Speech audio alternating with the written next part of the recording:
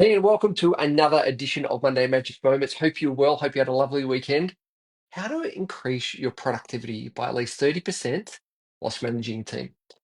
So, this is called the problem solution model. Now, this is not a new model, it's been around, but I'm going to share with you on how it works, why it works. And if you head over to the Peak Performance Formula Facebook group, I'm going to share an exact example when a leader actually used it and why they were in a cycle of not using it. Oh, it's a pretty powerful example.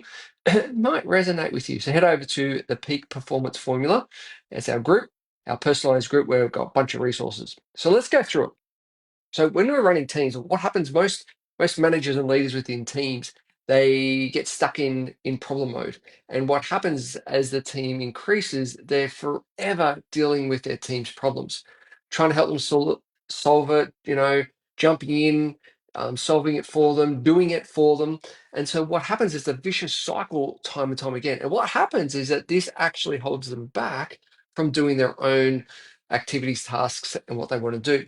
And so with this formula, what it does allows you to, one, increase your own productivity of get the stuff that you need to get done, but also it empowers, it encourage, and it really increases your team's productivity as well. Now, the reason why teams don't do this and the reason why leaders don't do this is the three things. Is firstly, the team members may not be trained effectively enough in that area that they've got their problems. Secondly, there's the fear of actually getting that solution wrong. And the third is they're actually lazy, right? And I'll unpack that a little bit shortly. So this is a great model, and Dan Martell, great coach, has simplified it with another framework called 131.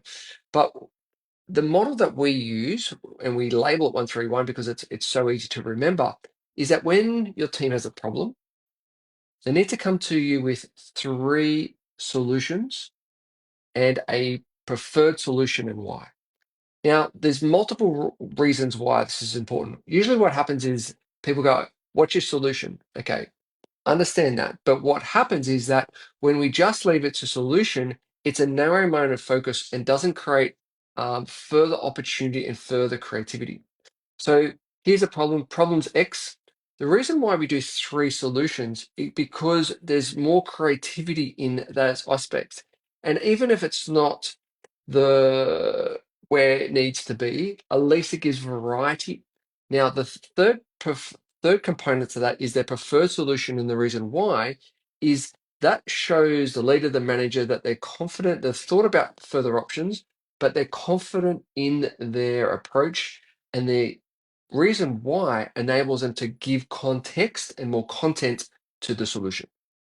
So what this does for the manager, for the leader, it actually enables them to really either go, yep, great, go for it, or hey, have you thought about this or have you thought about that?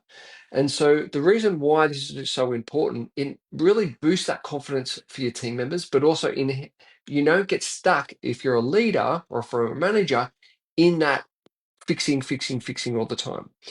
So if you head over to the Peak Performance Formula, our group, I'm going to share with you how to actually set up the framework when we're working with our teams and get this underway. So I'd love to hear your thoughts around that.